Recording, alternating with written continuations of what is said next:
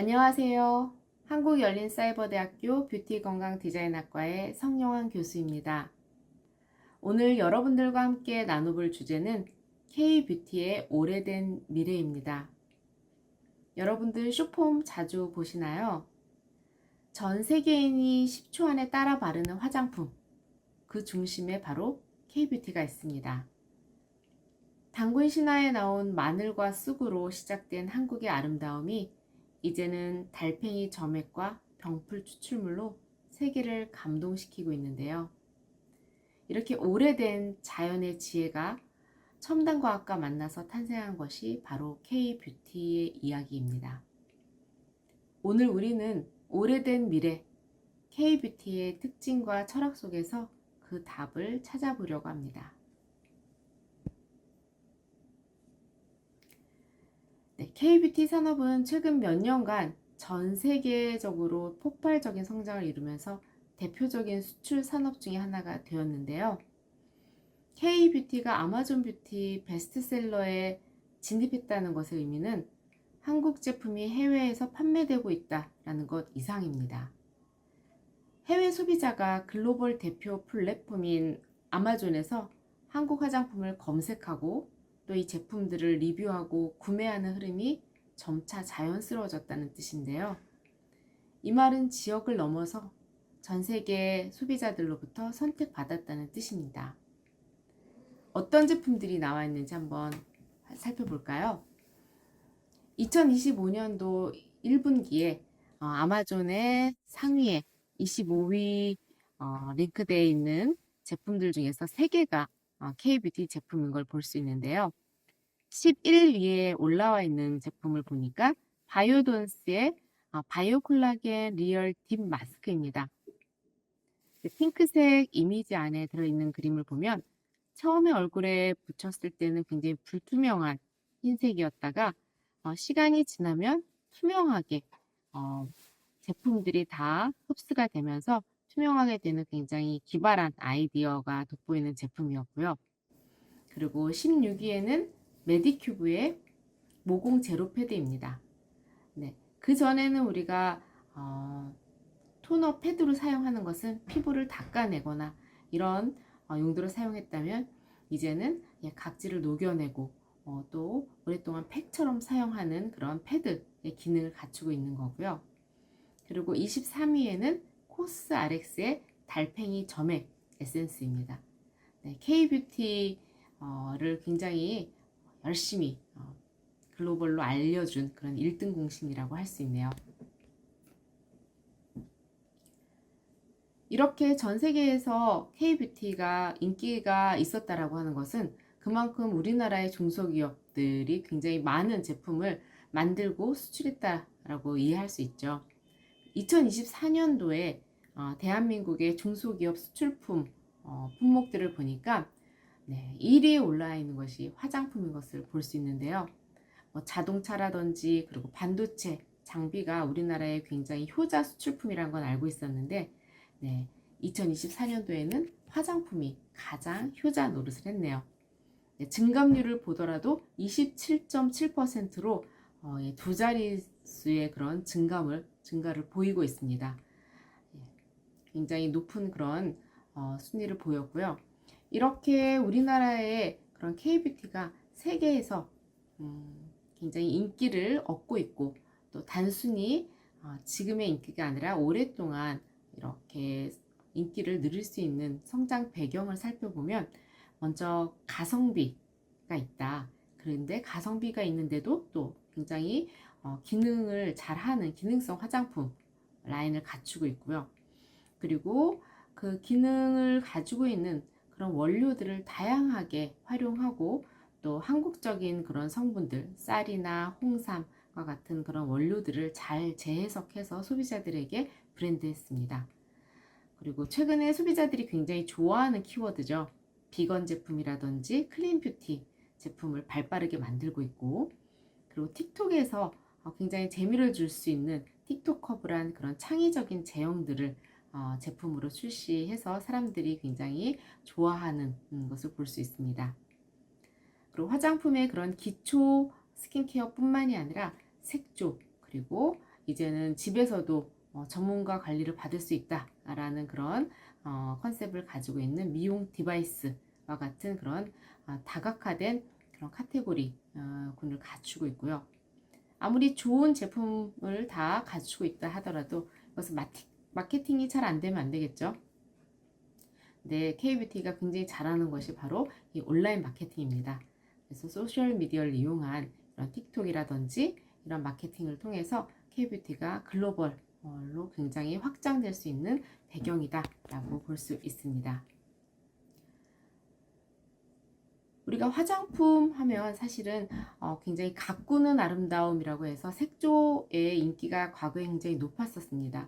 그런데 코로나19를 우리가 경험하면서 코로나19를 지나면서 이 아름다움에 대한 인식이 조금 바뀌었다고 볼 수 있는데요. 그전에는 가꿔서 아름답게 한다. 그래서 겉에서 봤을 때 아름다울 수 있는 뭐 색조 제품을 많이 사람들이 사용했다면 코로나19 때는 외출이 일단 많이 제한이 됐었죠. 그래서 이제 밖에 많이 나가지 못했는데 또 나간다 하더라도 마스크를 장시간 쓰고 있다 보니까 그 마스크 착용으로 인해서 피부 트러블이 난다든지 문제성이 된다든지 이런 것이 됐어요. 그래서 코로나 이후에 소비자들이 뷰티 케어에 대해서 보다 더 피부 본연의 아름다움을 위해서 피부 건강을 추구하고 진정과 그리고 장벽 케어와 같은 그런 내용들을 좀 더 관심을 가지게 되었습니다. 그래서 사람들이 이제 또 많이 얘기했던 것이 코스메슈티컬입니다. 코스메슈티컬은 화장품, 코스메틱스와 의약품, 파마스리컬의 합성어인데요. 과학적으로 검증된 성분을 함유하고 있는 이런 화장품들이 단순히 청결과 그 다음에 매력적인 어떤 부분을 해주는 피부 미용과 더불어서 특정한 어떤 효능들, 피부 재생을 시켜준다든지 피부를 좀 더 밝게 미백을 해준다든지 주름 개선과 같은 이런 기능을 제공하는 기능성 화장품을 굉장히 선호하게 되었습니다. 또 K뷰티 키워드 하면 떠오르는 것이 이제 달팽이 점액이죠. 그러니까 처음엔 사람들이 달팽이라고 굉장히 이상하게 생각했는데 그것이 굉장히 재미 요소가 돼서 옆에 이제 외국인 그 소비자가 이제 영상에서 설명하는 것처럼 굉장히 끈적끈적하고 그런데 이것이 또 피부에 들어갔을 때는 피부 장벽을 굉장히 튼튼하게 해주면서 보습 효과가 좋아서 굉장히 바이럴이 많이 됐던 제품이고요. 최근까지도 굉장히 인기 있는 것을 우리가 아마존에서 상위 순위에서 볼 수 있었죠. 그리고 K 루틴의 상징으로 이제 사용됐던 것이 토너 패드와 1일 1팩 데일리 마스크입니다. 과거에는 마스크라고 하면 특별한 날에 한다거나 이렇게 자주 하지 않았는데 이제 우리나라에서 이제 데일리 마스크라는 개념을 가지고 이렇게 했더니 한국 연예인들의 피부처럼 굉장히 아름답고 고와질 수 있다라고 사람들이 생각하면서 K 루틴의 상징처럼 되었습니다. 그리고 순수한 원료 중심의 피부에 굉장히 순한 성분들을 사용하자라는 컨셉을 가지고 있는 회사가 이제 믹순인데요. 이제 순한 제품들을 가지고 불필요한 성분들은 배제하고 필요한 뭐 순수 원료인 뭐 쌀이나 콩이나 홍삼이나 이런 것들을 농축한 에센스를 가지고 피부 진정이나 아니면 이런 개념으로 사용을 했습니다. 그리고 또 K뷰티 키워드에서 빼놓을 수 없는 것이 바로 자외선 차단제의 그런 SPF의 재해석입니다. 기존의 자외선 차단제는 피부를 자외선으로부터 보호하기 위해서 바르긴 해야 되는데 이걸 바르자니 피부가 너무 뻑뻑하고 또 그 다음 단계 화장이 밀리고 그리고 허옇게 뜨는 그런 백탁 현상이 있었는데 우리나라의 조선미녀라는 브랜드에서 만든 쌀 성분을 가지고 만든 쌀 선크림. 우리 쌀은 먹을 수 있는 거죠. 그러니까 얼마나 저자극성 원료를 사용했나라는 것을 알 수 있는데요. 발랐더니 굉장히 촉촉하고 잘 발려져요. 그리고 흡수도 굉장히 빠르고 그리고 무엇보다도 허옇게 뜨는 백탁 현상이 없었습니다. 그래서 미국의 아마존 선케어에서 굉장히 오랫동안 1위를 차지하는 그런 쾌거를 이루게 됐고요. 그리고 K뷰티를 세계에 알릴 수 있었던 또 어떻게 보면 글로벌 확산의 촉진제로 사용된 것이 바로 틱톡이죠. 그래서 소셜 미디어를 통한 브랜드 인지도를 증대시킬 수 있었습니다. 그러니까 틱톡 10초 안에 세계의 소비자들이 다 따라 바를 수 있도록, 그러니까 틱톡에서 바이럴이 되면 그걸 이제 구글에서 검색하고 바로 이제 아마존에서 구매할 수 있는 이런 시스템 제도가 되면서 어떻게 하면 틱톡에서 사람들의 관심을 끌 수 있는 그런 제품을 우리가 잘 만들 수 있을까? 그래서 여기 지금 나와 있는 사진처럼 이누아라는 회사에서 만든 클렌징 제품인데요.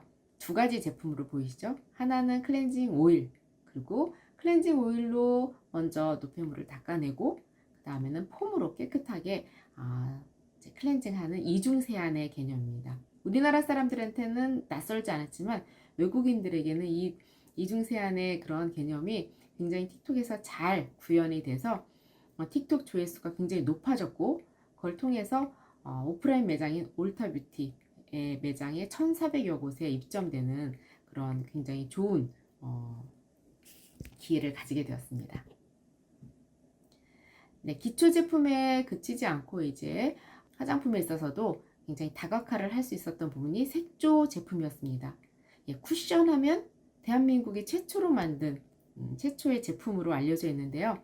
이 쿠션도 계속 진화가 됐어요. 그래서 티르티르라는 회사에서 만든 마스크핏 레드 쿠션인 경우에는 모든 인종에게 맞는 쿠션을 만들겠다라는 캐치프레이즈 하에 맞춤형 컬러 개발에 연구를 해서 45가지의 쉐이드 라인업을 가지고 있습니다. 맨 처음부터 이렇게 45가지를 한 건 아니었고요. 처음에는 3가지 만들었다가 소비자들이 그런 니즈에 맞춰서 점점 더 만들었어요. 그러다가 흑인 인플루언서인 달씨라는 사람이 자기도 자기 피부에 맞는 그런 쿠션을 찾아보겠다라고 했는데 자기 피부에 맞는 그런 쿠션을 찾을 수 없었어요. 그래서 굉장히 실망했는데 그 영상을 보고 티르티르라는 회사에서 제품을 더 만들어줬죠. 그런데 그 제품에서 이제 그 인플루언서에게 맞는 그런 이제 쿠션을 찾을 수 있었습니다. 얼마나 만족스러운 그런 영상을 찍었겠습니까?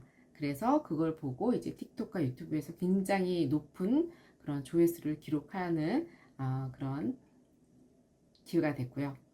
자, 현재 그런 K뷰티의 성공 안에는 아주 과거로부터 우리 선조의 아름다움에 대한 생각들이 다 녹아 있습니다.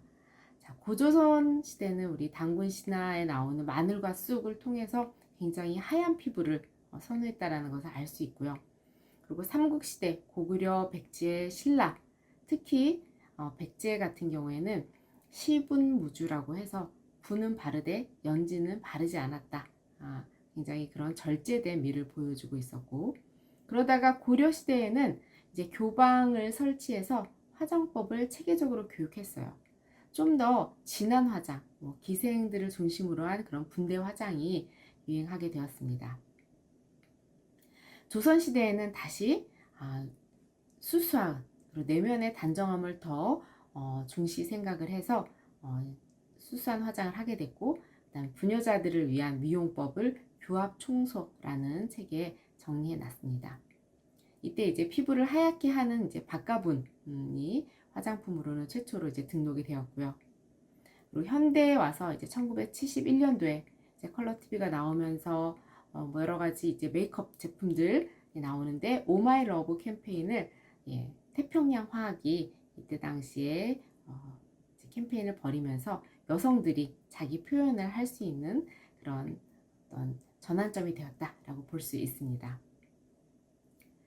K뷰티가 앞으로도 지속 가능한 아름다움을 할 수 있는 여러 가지 요인 중에는 트렌드에서 제품화까지 최단 기간에 만들어낼 수 있고요. 한국적인 미적 정서를 우리가 투명하고 건강하고 순수함을 표방하고 있습니다. 그리고 기능성 중심의 화장품과 그리고 글로벌 바이럴 구조를 가진 그런 온라인 마케팅을 잘 해나가고 있고, 그리고 환경과 윤리, 클린뷰티의 가치가 확산되고 있다는 것이 굉장히 잘 맞는 구조로 되어 있다. 마지막으로 로레알이